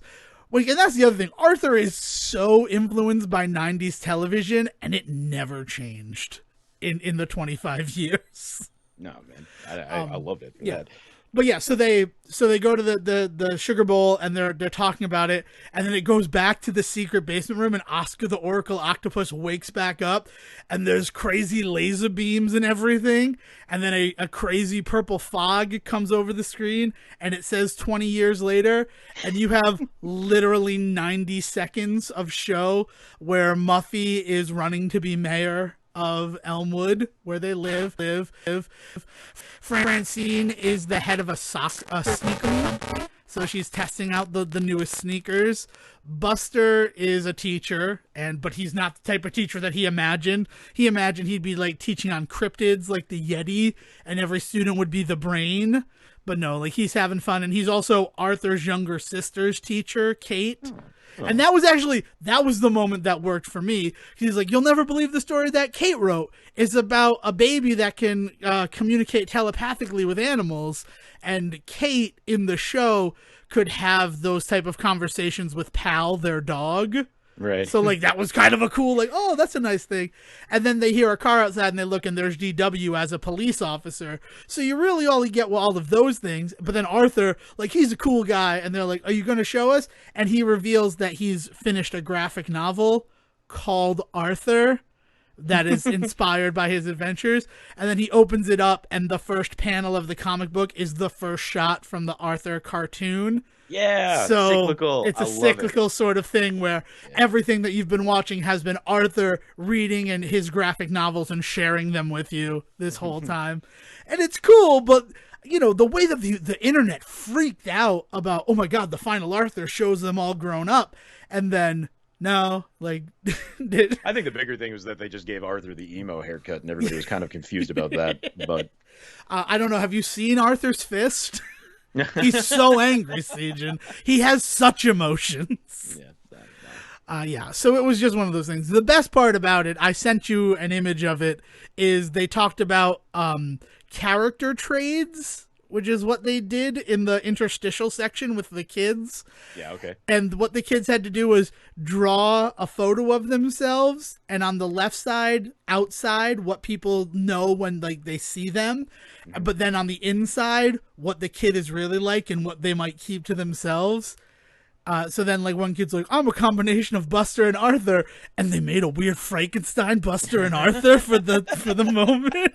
I was like, what is this cursed image you're sending me? It's too early in the morning. What do you want from me? And that cursed image appeared in the finale of Arthur, so that was fun.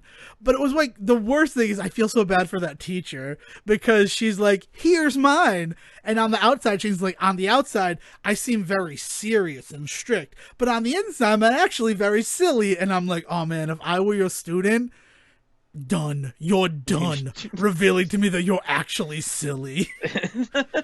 You made a mistake, teacher, on the Arthur interstitial. Those kids are going to have a field day. Yeah, Arthur is one of those great shows that like I was never in the right age group quite for it. Like maybe when it first came out, and even then, I had kind of moved on to like Ren and Stimpy style like cartoons, so I never really got like deep into the Arthur love. I had the books and loved that stuff, and like really, I came around to Arthur more in like junior high and high school because of waiting rooms, right? Like Yeah. going to the doctors, going to waiting to for my band lessons, like there were all sorts of times where I found myself sitting in a room and the only thing available to keep my mind busy was PBS Kids, right? Um, and so yeah, like fell in love with like Arthur and Liberty Kids and Cyber Chase and all that stuff at that time. And like I hope that with 25 years worth of content that the plan is at this point just to just keep showing it and just, start over. You mentioned the 11-minute like cut up time and how weird it was that like the first half was like just a regular episode. But like part of that is because I know that Arthur shows on more than just PBS Kids, and they probably don't show in like In in half double hour episodes. blocks. Yeah. Right. They So if it's probably just do being released carve them somewhere up. else, Yeah. right? Yeah, and like trade them in and out and all that sort of stuff. I So don't like know. the idea of that just being just a normal episode is probably just because they probably, as we talked about kind of earlier, is like probably put it together earlier in the season, and then as they were just plotting out what two episodes are going to go together, that just is how it all shook out.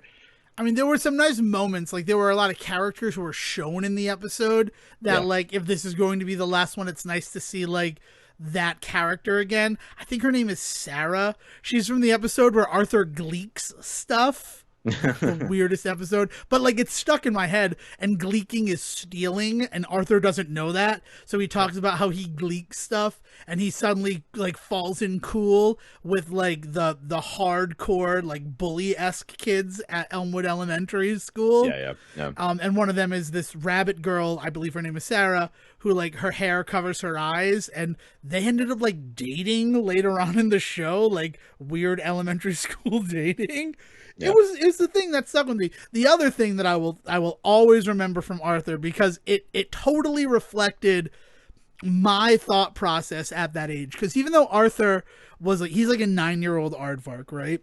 Right. So Dale, there's a 9-year age difference between us. So while she's watching it and he's 9 years old, there's another one that always sticks with me, that he gets out too many books from the library. Right. It's teaching the responsibility of getting books from the library. So he gets too many books out from the library, including the newest like XB for a Goosebump series book, Yeah. and he loses it because it's on the top of his like huge pile of books. He loses it, and Binky ends up finding it, and so it all works out. But then they're like, well, Arthur, because you lost the book, you're going to have to pay the library to replace it. And he goes, $15? That's 3 action figures. And action figure math is just like the realest thing in the world to me. Oh They're man. like, yeah, that is. Like, oh my God. Like, that's 3 action figures that you could get. And you have to buy a book with it? You poor bastard. You don't even get to buy the book because you lost it. So Yeah. you don't even like get the book in the end. That's the worst part about Yeah. it. So that always kind of like really struck me as just like a natural way that a kid would speak. And like not like the way that like, oh, Juno captures the voice of the generation. Like, no. Arthur Reed lamenting that I could have bought 3 action figures, but I have to replace a book I didn't even get to read. Yeah. Yeah, I struggle to think of anything that is currently running that has the same kind of impact across age lines, right? Like the closest I can maybe get to is I think like Coco Melon is like a big thing right now, but like here I am, like I can't tell you fuck all about it, right? I just there isn't a thing right now that I think has the kind of the cultural oomph behind it that Arthur did. Like there will always be things like Sesame Street and stuff like that, and I love that stuff. Some of the sillier stuff they've been doing over the last few years with like Cookie Monster's Masterpiece Theater stuff, the Monsterpiece Theater, that has been hilarious. Like that's really joyful and all that. But as far as like a good like half an hour show that comes on in the afternoon, has a little bit of an educational swing to it, but is also like charming enough that like as a parent, like you also have some warm fuzzies for it as well. Like I just don't think that exists currently. Well, I maybe I'm think wrong. Maybe there is something out there that is. yeah. So Sesame Street, I think it's in its like 52nd year. I think Yeah. that like 2019 was its 50th year. It was a Jeopardy question recently. Was Big Bird was the final Jeopardy question about this 50-year-old? This character's been on TV for 50 years, but he's still 6.5 years old. Sorry, sorry. Maybe that's why I'm on Jeopardy Twitter, is because I remember Jeopardy the way that I do, and they just know. Twitter knows. They find out just like Baskin Robbins. But Sesame Street now being paywall locked as a HBO only show is really strange to like talk about its universal access and appeal for people. I Where mean, Arthur was it's still always showing on PBS. Like is it? that I that don't think it yeah. is. No, the Okay. HBO's whole this is the problem is everybody thought that when HBO bought it that it meant it wasn't going to be available to anybody. But no, what they did is it's still available on PBS and there's an entire free Sesame Street app that you can get on basically any streaming device that basically you can just watch old episodes, you can watch bits, you can watch everything. If anything, it is like super accessible now. Like is like the big thing with Sesame Street. Like they HBO has gone. The secret is that HBO has been producing Sesame Street since its inception.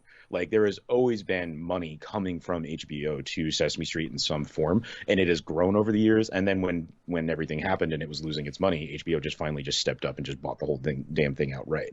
But like it is still accessible to people. But I think that the narrative that it is not is so prevalent that it is unfortunate. But like Sesame Street is still out there for you. Good. I'm glad, because that's the thing. I mean, I've watched it on HBO occasionally, but I didn't realize that it was still something that was available on PBS. Because that's the thing. Like Arthur never really left PBS. Like Right. it was always public broadcasting, and that's a big thing in terms of accessibility because everybody can get it. Right. Like I remember moving to Templeton, Massachusetts, where we didn't have cable. Like the house just wasn't wired for cable, and because we were in the middle of the woods. I mean, you've seen that house, right? Like Right. you where the hell are we right now? That first year that we lived there, we didn't have cable or access to cable, so I was like raised on PBS. And I didn't realize until I was older that the reason why I watched nothing but PBS in my second grade year was because there was nothing else available to us. Right, right. No, I mean like that. It was always a huge part of it, and it's why all of this shit over the last decade or so about them trying to pull money away from it because it's indoctrinating children or whatever bullshit they want to use is such a kick in the gut because like it is that still for a large number of people in this country. It is the only way, and I mean all over the world. Like at this point, like the accessibility to not just entertainment but like healthy entertainment for a kid that age is so important. I mean, for everything that we ever talk about on this show, with the ways in which like popular culture can shape and form you, is like it's important that in those earlier years when you're really starting to become a human being that there is something like that available, you know, like Arthur, like Sesame Street. And that's why I'm saying is that it's such a loss just in terms of just like culturally. I just don't know if there's anything filling that gap right now that's new or inventive, you know. Yeah, but again, for me, a big part of this is I haven't been to PBS in a while, right? I think the last thing I watched on PBS was a documentary about Color Killer, that little like 7-year-old band from Marlborough, Massachusetts. It was called Young Punks, and that was not an easy documentary to watch. Really feels like the parents are exploiting the children in that band. Yeah. But you watch it, you draw your own stuff from it. No, but like that was the joy of something like Arthur is like it wasn't just PBS where you could engage with it. It was definitely the place to engage with it. But there were also, I mean, there were the books obviously, but there were toys, there were events at libraries, there was clothes being put out, like parents were buying that, and that's why that's the only thing that I can really think of that's really kind of invaded culture in a way, because that's one of the key elements to kind of get kids invested. Is unfortunately is that you basically just market to them. Like it's one of the best things about Street Gang, the Sesame Street documentary that came out a year or two ago from Sundance. on HBO. Watch it, because the way in which that show is developed, with the idea that kids are already at home memorizing Budweiser commercials, why don't we give them a show that is marketed the same way, with little interstitials and funny characters and all that, but we're going to teach them what the letter A means instead of teaching them like buy Coke. It's going to be like, hey, go out and learn to spell, like is going to be the message we sell instead, right? And so in that means that the marketing machine behind that means that you also need to then produce a bunch of stuff for them to see every time they go out to the store. You need to give them a toy to ask for Christmas, right? And so right now, I think that the only thing that I can really point to that I know of that is a very popular kids show that is getting that kind of attention is something like a Coco Melon or something, right? Like for a while, maybe it was like the Teletubbies, and maybe for a bit there was like some stuff with the Wiggles, but the Wiggles is much more of like an Australian thing than anything else, and Teletubbies just doesn't exist anymore, as far as I know. I guess a lot of that stuff is turned to YouTube, right? Like someone like That's Ryan true. and just the media empire that little kid has. Well, you want to talk about exploitation? Yeah, the whole Ryan's World stuff is some of the most upsetting stuff you can look at for that. Yeah, and that's the other side of it, is that because it's turned to something like YouTube, it is much more in the hands of creator, but in this case, the creator is a young kid, so like really, it's in the hands of his parents, and it's just two people that are basically running this world with this kid, and it gets real gross real fast. Yeah. Like I don't want to think about it, but the marketing that was on display for him and all that stuff. Like I talked to a friend, he was a new father, and he's like, I kind of want to get my kid into doing unboxing videos, because like look at the views and the money that this kid is making. And I'm like, maybe don't do that with your child. Like let her be a kid. I don't know. It's just scary. It's scary to think about. But, he also subscribed to the Say Report. So, yeah, mess. Yeah, but the other side of that is, like, I don't think you should stop a kid from trying something creative, right? And right now, a huge creative outlet is something like that, right? Because I've got a friend who, his kid loves Legos, right? Like, it's a huge thing. And one of his favorite things to do with Legos is, over the last 10 years or so, Lego has really kind of leaned into the movie maker aspect of, like, they straight up sell, like, QR coded like Legos now that like will make them look like they're in motion and things like that if you view them through your phone, and then kids will record that stuff and they'll put them up on YouTube, and it's a really interesting element, right? Not to mention the stop motion aspect of just like, I'm going to take a bunch of pictures of my Legos as they move and then put them together and then make a story, and like that is as long as the kid is the one driving the bus, I think then it's not that gross, right? That's very different from, I think I want to get my kid to do unboxing videos. I'm going to force my kid to do unboxing videos, because for the view numbers is a very different statement than, my kid loves recording themselves opening their presents. I'm going to just let them do that, and then if they want to go through this process, I'm going to make sure that I am with them and keeping them safe through this process of posting that stuff online. Is a different. There is an approach to it that doesn't have to be gross. The problem is that at some point, dollar bills get in the way of you making the good decision, right? Mm-hmm. And that's the truth of almost all forms of entertainment, right? That's where selling out comes from. Right. The idea of selling out comes from that fact where, because money is involved, you're giving up the choices of humanity for commercial gain. Yeah, if my kid ever came to me and said, I want to start a Twitch stream of me playing games, and that was like a huge like thing that they were super invested in and they wanted to learn the business and stuff like that, I don't think I'd discourage it, because it's too good of an opportunity of them to learn a really important aspect of the world right now for me to like hide it from them, right? But that being said, I would definitely want to get super invested in making sure that they were safe the whole time, and that like, making sure that they had a really good moderator team behind them that's watching their chat and making sure that they're not getting like death threats, and making sure that there's a really good like schedule that is not too abusive to them. Like that, yeah, you can do this, but it's like for an hour a day on Thursdays. That's it. Like you can't turn this into a 7-hour event every day. Like you need to live another life beside it. Like there's ways in which you can put limits on this kind of stuff that can make this a really kind of healthy educational experience. And that was the beauty of PBS, is the ways in which it provided those tools and provides those tools for parents to do just that. Yeah, that's a good point. I like that about the encouraging kids to do creative things too, because a kid will be like, I want to have a Twitch thing, and you'll be like, oh, you can do it for 2 hours a day. But then you look at like sports parents and stuff where like that kid's life becomes that sport. Yeah. And like that's not a healthy work-life balance. Like, I want to support, like, being an Olympian and dedicating your life to going to the Olympics. Like, that's cool and everything, but then what do they do afterwards? Yeah. But Right? what are they doing? What are they doing on the off months? Are Yeah. they just training to get back on? Because like, what kind of life are they learning to live? Like Yeah. you said, like what happens when they retire, or worse, like what happens if they get hurt and they're not able to continue at an even younger age? You know? Yeah, it's just like to not allow people to learn how to balance their lives. I mean, like, I would podcast every day, right? But that Right. wouldn't be healthy. That wouldn't be a super healthy thing to do. So we limit it to what we limit it to, so that I don't burn out in some sort of way, right? But there Right. are times, like, there are weeks where we've recorded like 2-3 times, like, to make sure we have our very special episodes, or bank an episode, or just Adam Sandler happens to fall in that same sort of stuff. And I feel so alive. And then I'm like, yeah, you feel alive right now. But if you had to do this every week, like 4 recordings, it would eventually wear on you. No, and then there are those weeks where we're so far ahead of the game that we don't have to sit down and record for a bit, and those are just as good because I do Yeah. other stuff. Because I get to catch up on the other things, and then I know that I'm going to have stuff to talk about the next time I'm in front of my microphone. So yeah, work-life balance is an important thing, right? And maybe that's what I should apply to Elden Ring. And maybe I should be happy that the game didn't make me want to play it for 9 hours and not sleep the night that it came out, because I'm still able, like, I'm still going back to it. Like, that's the thing. Like, I'm going to finish recording right here, and I'm probably going to put a few more hours into it today. Yeah. So it's important. It's an important thing to learn and have.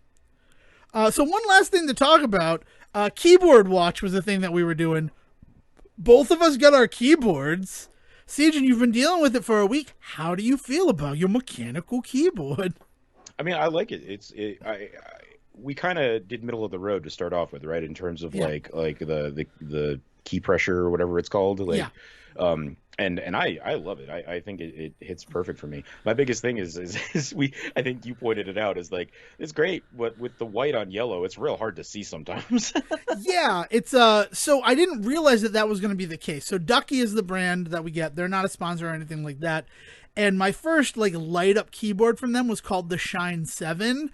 And all of the keys are shine through keys, so that while your light is on, it can come through and you can still identify what each character is on there. Right. With these ones, these are 1.3s. That they're brand new. That's why I'm like, I'm gonna get Siege in one so we can do it. Plus, it comes in Say Report Yellow is what I'm gonna call it. Yeah. So I look at it and I'm like, oh, it's Say Report time whenever I have this keyboard out. But all it lights up, it still has like RGB lighting and everything, but none of the keys have shine through. So when you have any sort of light on, you cannot tell what your keys are on your keyboard. You gotta be real comfortable with typing and not looking at what you're typing, which I am not.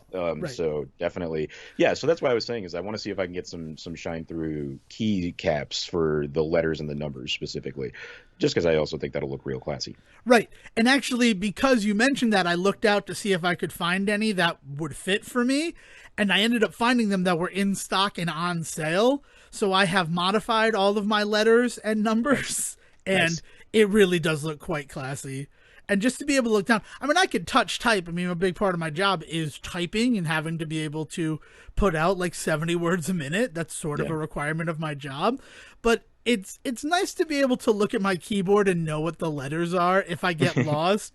I always think about that scene in Hackers where he like paints his keyboard camouflage color, and I'm like, well, in addition to the fact that those keys are probably going to stick now because the spray paint's going to get into the mechanism, like it's nice to know what they are sometimes. No, it's fine. He can just throw it in the dishwasher and clean it all off later.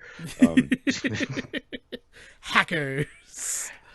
Yeah, I'm glad that, and I'm glad that it works for you. I mean, I think that's the thing a lot of people don't realize about mechanical keyboards. Like, the thought process is that they're these clicky, they're very loud, they're kind of intrusive, but there are just so many different switch types.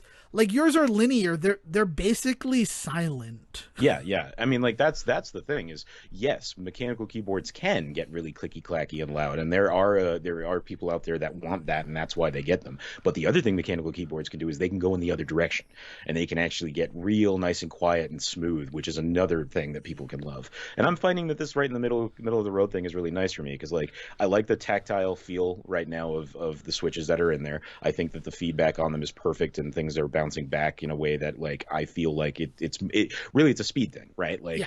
Like I feel like I am typing at a really comfortable speed on this board and not like spending too much time pushing down or too little time and suddenly like missing letters and stuff like that. Yeah, so like the tactile aspect is perfect, and then like the look of it is just really slick. And you know me, I give me a good video game skin any day of the week. Like I'll customize the hell out of my whole life if I can. So the idea that there is a customability aspect to it is also really fun. And yeah, no, it is a joy. Excellent. I'm glad to hear it. And yeah, that's why I went with the reds, because I never did reds. I did blacks to start off with, which takes a little higher pressure to activate them.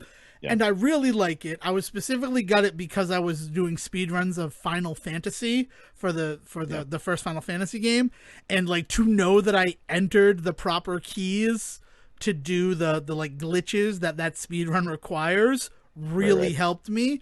But then I went the other way and got speed silvers, which like you just rub your fingers over the top of them and they activate, and like it's almost too sensitive. Yeah. So that red right in the middle, it tends to be, it's what's preferred for gaming. So if you ever were going to use your keyboard to like do some mouse and keyboard style games, I think it would also benefit you. Oh, that new Portal short coming out, I might be. So. Yeah, so there you go. So I hope that works for you too. I went with clears, which has more of a tactile bump while you're typing. Okay. Because I was using browns over the winter, and I liked it, but I'm like, I need just a little bit more to tell me I did this. A little bit more oomph, yeah. So, and we're not going to become a mechanical keyboard show. Do not be fearful of that. But it is something that I got Sejohn to explore and experience with me. Because I got my first mechanical keyboard when we started the Say Report, and I've sort of like dove deeper into it each year with the show. Yeah, well, I will say this: if there's one thing about us like goofing around and talking about this, maybe a little too much already, but the idea that it is a super accessible like hobby to get into, because it's very easy to Google mechanical keyboards and see some pretty crazy rigs and get really turned off. And I feel like for me, this is the first step towards me finally thinking about building my own PC, because like I consistently find myself have for forever thought, man, I really should just get the pieces I need rather than just buying a new thing every 5-6 years, because even then by the time I buy it, the thing is behind the curve, and like it's just, you could just be replacing bits and pieces as you go and it would just be a much better experience. But every time you look into anything for it, that world, they purposely obscure how really easy it is. They'll say, everybody in that community will be like, it's the easiest thing in the world and it's really the way to go. But then they will purposely go out of their way to make themselves sound like, well, you know, it's really easy to do. But what I did is I decided to go with this card and that card, and I went over this card because of this rate and this bit. And then I'm just like, dudes, like, don't tell me how easy it is in one breath and then spend the next 10 breaths like telling me how complicated your specific rig is because you want to have big brain time. Like I like it's very counterintuitive. Like, right. And so just having somebody just do this for me and like show me that this is like a possible world to enter, and I'm just like, okay, so if I take the gap between the reality of this board in front of me and the world that Google presents me, that the internet presents to me when I look this up, and I apply that then to the world of just building my own PC, I think I can finally kind of come down from that whole like this seems way beyond me attitude that I always feel by the time I look into the PC build stuff. Excellent. Well, I'm really happy to open that door open for you too, because it is very strange. The PC that I use, like, it's a combination of existing computer that I was able to like rip into and build the way that I want it to. Mm-hmm. And I mean, it can't do the newer stuff because at this point it's 7 years old, which I can't believe that this computer is 7 years old. But to be fair, it still runs Windows 7, and we live in a Windows 11 world. Well, we went in a broken Windows 11 world, sure, but it is out there. It exists, right? So it's like that. But just to do it, like everybody told me it's really difficult, and I'd ask friends about it, and they do it, and I'm like, I'm just going to do this. And in doing it, that's when you realize how accessible it can be. I'm not prepared to start from scratch yet, but I would like to as well. And these keyboards are a nice middle ground because it's something that I get to fiddle with and customize and make my own, but it also has a practical use. Right. It's not like when I build controllers and stuff and like, oh, I'm going to use this all the time. And then I don't end up using the various types of controllers that I build because they're so like specific to like certain cases. Like, yeah. I don't know. But yeah, so I'm glad that you enjoy it. It's nice to think that I'm looking at my bright yellow keyboard and you're looking at your bright yellow keyboard. It connects us in just one more way. So cool. Oh man. Yeah, no, it's been a good week this week for as far as some of the goofier stuff, but it's been a hard week in terms of all of the stuff with Ukraine and Russia, and then like we were talking about with some of the COVID stuff that seems to be now going to the wayside, and I think that while I don't think that like there's some big cabal out there that decided to start World War III in order to just turn our attention away from COVID, I do think there are probably people that are so sick of talking about COVID that they're taking this opportunity to not talk about it. I think that for sure is happening, and just to keep your ear to the ground and remember that we're not out of the woods yet on either of these situations. So like just stay safe. Yeah, stay safe. Think of your fellow man. If you can do something nice for somebody, do it. Niceness is generally free. Sejohn talking about those people who think that PBS is indoctrinating children. It's really indoctrinating children into kindness. So that says a lot about the people who don't want our children and our next generation to be kind. Yeah. But yeah, what are you going to do? All right. Anything else to add before we send this one off, Sejohn? No. Maybe by this time next week, I will have seen Batman. Yeah, that's a crazy thing, right? Yeah, we could be talking about Batman next week. You know what I still haven't seen, and now I don't know if Sony's ever going to let me see it, is Spider-Man. That's a whole other thing I got to deal with. I pre-ordered it. It's coming out April 12th is what they tell me. Yeah. I don't know. I'm excited for it to be available at home, but I don't know if it's ever going to happen. Yeah, I don't believe it. The way that Sony's been trying to put it behind lock and key for some weird reason. Oh, also Morbius. Remember Morbius? Morbius is supposed to be a movie. No, it's not. As far as I'm concerned, that movie's a lie until it's out. That movie's going to be a lie even when it comes out. But that's another story for another time. So if you would like to share your personal experiences in a situation that you were afraid to get involved in from the beginning, give them to Sejohn, empower him, strengthen him to go out there and make his way in the world. He is on Twitter at Siege versus the World. And if you're also not feeling Elden Ring, throw Dev a little encouragement and let him know he's not alone. You can find him at Devon D. Decker. It would be nice. I mean, I'm still going to play it, and I'm sure that we'll have a check-in to Elden Ring. If not next episode, then the episode after that. But yeah, I'm a little discouraged by the fact that everybody seems to love it, and you can't say anything bad about it without having the Twitter knives come out. And that's not fun, right? Birds with knives, never fun. Bird with knives. All right. Until next time, remember Sejohn won this episode, and will please bring us home. Thank you for listening to the Say Report with your host Devon Decker and Sejohn Serwick.